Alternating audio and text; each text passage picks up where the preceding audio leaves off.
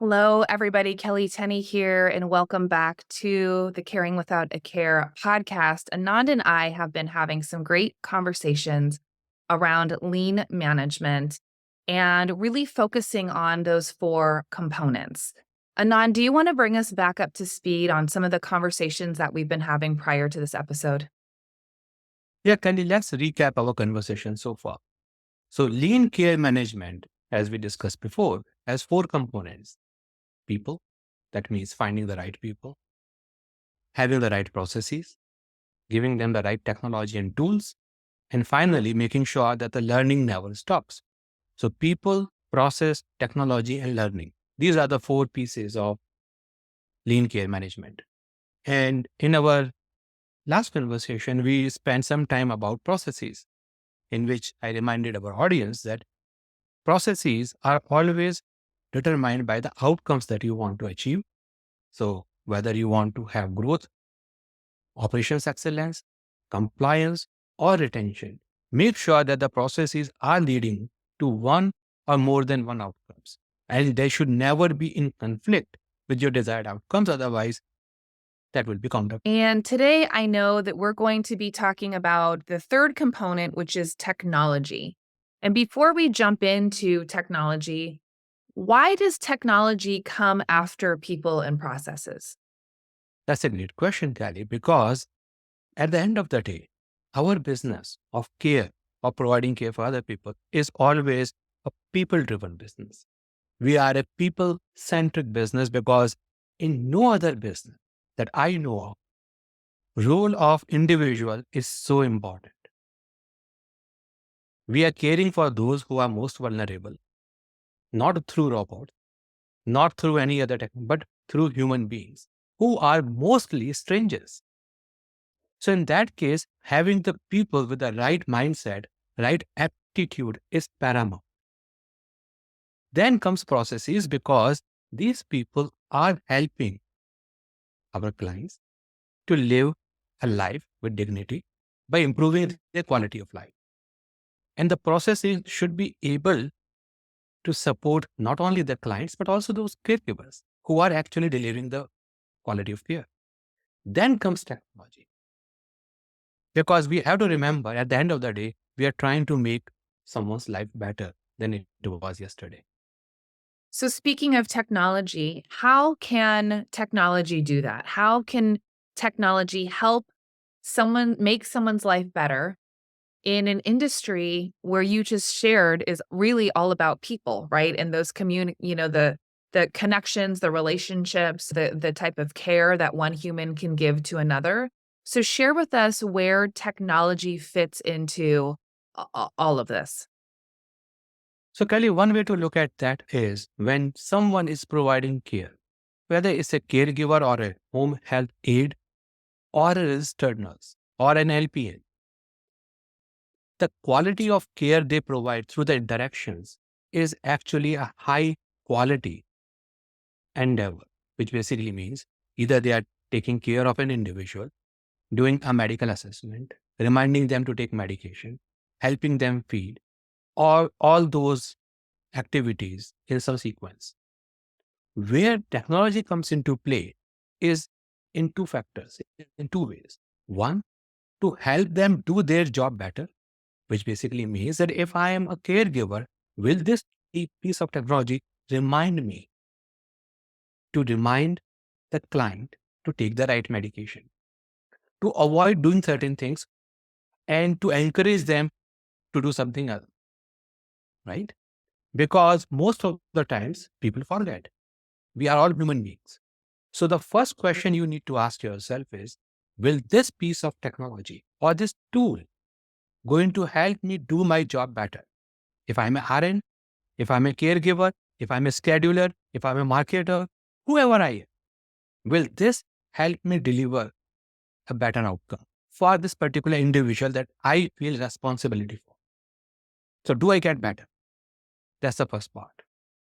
The second part of technology is, what is that I am doing today, which is not adding any value? Will this piece of technology or the tool will eliminate some of the non-value add things? Because remember, we are talking about lean care. So it's all about value and creating a flow. I give you an example. Let's say I'm RN, a registered nurse. As part of my day job, I'm responsible to make sure that my caregivers are delivering high quality care to my clients every single day in their homes. And I have to check that through their timesheets. There are a couple of ways I can do it. I can look at a stack of paper, go through each of them, then take the plan of care through another piece of paper, compare those two, and then find if there are any discrepancies. Chances are, if I do that manually, it's going to take me a lot of time. That time I could devote for client interactions, in-person client interactions, or on phone. But that has been taken away in this administrative burden, which is important, but not adding any quality.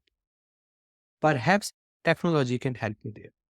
And then you extend that corollary and you will find there's so many non-value added tasks that everyone has to do, which do not improve quality of care of our clients, and let technology come to your rescue in those cases.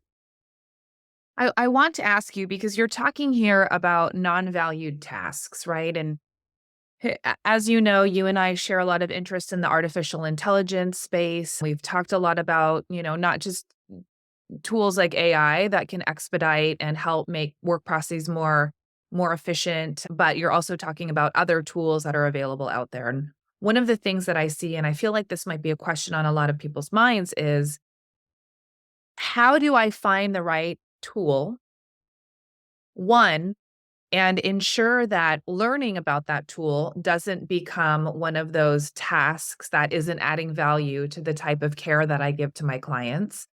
And two, what if I'm someone who maybe feels like I'm not technologically intelligent, if you will, or maybe I should say if I'm technologically challenged, right? I think there's a lot of people out there that are in a lot of industries, and when they think about technology, they think, "Oh goodness, like I'm not good when it comes to technology. It's going to take me a long time to learn." What type of advice do you have for people who might be thinking about those things? So there's a lot to unpack here, Kelly.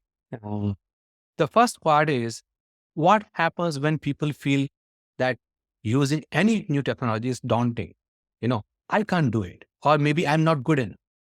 In that case, I always recommend to people is when you look at any piece of technology, ask yourself this question. Would you hire this person as a person? Would you hire this tool, a software tool or AI tool, as an employee for your business? What is this tool supposed to do for your business that you are willing to train? Remember, any piece of technology, not only you have to train yourself, but you also have to train that software or the technology on your business. Is it worth your time? Do you think that you are willing to add one more, not a person, but a tool to your business portfolio? And for what purpose? If you think, yes, this is a good choice because I have certain expectation, perhaps I use this AI tool. It will help me become a better marketer or a better nurse or a better scheduler or a better biller. It will save me time in billing. It will improve my cash flow. Then go for it. But if you're not sure, do some research. That's the first part. Now comes the second part. Well, how do I select one? I know there is a need, but how do I select? And I would always remind you to go back to the first two pieces of lean care management, which is people and your processes. And let me remind all our audience that when you look at any tool, do not get distracted by, well, we are in this business, we are using paper for last 25, 30 years. I don't know whether we can use a tablet or AI for that matter. Because remember, even a toddler knows how to use an iPad. So it's not that technology per se, it's about its user friendliness. If you think that any piece of technology can make you better in doing what you do and eliminate your non-value added task, go ahead, give it a try. If it doesn't work, no damage done. You are not going to be worse off than what you were. But if it works, like a toddler figures out how to play Angry Game on an iPad, you have something which is going to be useful. All right. Thank you so much. And thank you for that in sharing. I think a lot of times we think about, what can we do to help make our businesses more efficient? And technology seems to be something that's really scary. And I have a feeling that a lot of people try to grow their businesses without leveraging technology, which, as you shared, can be so powerful because of some of those challenges. And I think you brought up some great points today in terms of not only why technology is important, but how to maybe get over some of those hurdles that people might feel when it comes to using technology. Glad I So, could help. yes. So thank you everybody for joining in on today's Caring Without a Care, where Anand shared so much information about not only technology, but how to get over those challenges and hurdles if you are someone who's been thinking about technology and maybe haven't taken the step towards it yet. So thank you for joining us. Thank you for listening in. Don't forget to subscribe to the podcast so that you don't miss a beat. And we'll see you on the next episode of Caring Without a Care.